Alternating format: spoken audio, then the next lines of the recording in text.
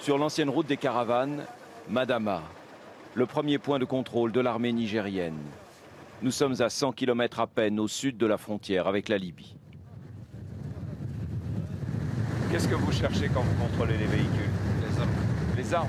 Oui. Depuis la mort de Mouammar Kadhafi, les djihadistes ont fait de son pays en ruine leur sanctuaire. Chaque véhicule qui arrive ici doit donc être fouillé avant de pouvoir repartir. Dans le sud de la Libye, il y a beaucoup de terroristes. Il y a beaucoup de terroristes, ceux qui ont les drapeaux noirs là.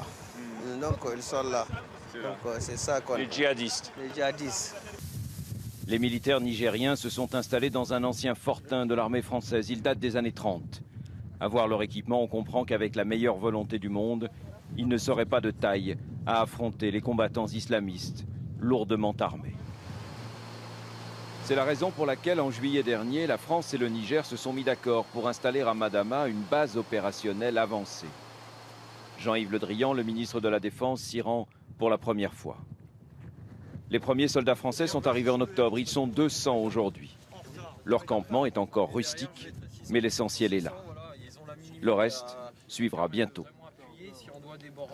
Les opérations de contre-terrorisme que nous menons, en partenariat avec les États de la région, ici au Niger avec le gouvernement nigérien, sont prévues pour la longue durée. Parce qu'il faut assurer et la sécurité de ses frontières, et la sécurité de ses États, et notre propre sécurité. L'opération Barkhane. Jean-Yves Le Drian l'a répété devant ses troupes. Madama est désormais l'un des points clés de l'opération militaire Barkhane dans le Sahel. Appropriation aux armes citoyens, formés au bataillon.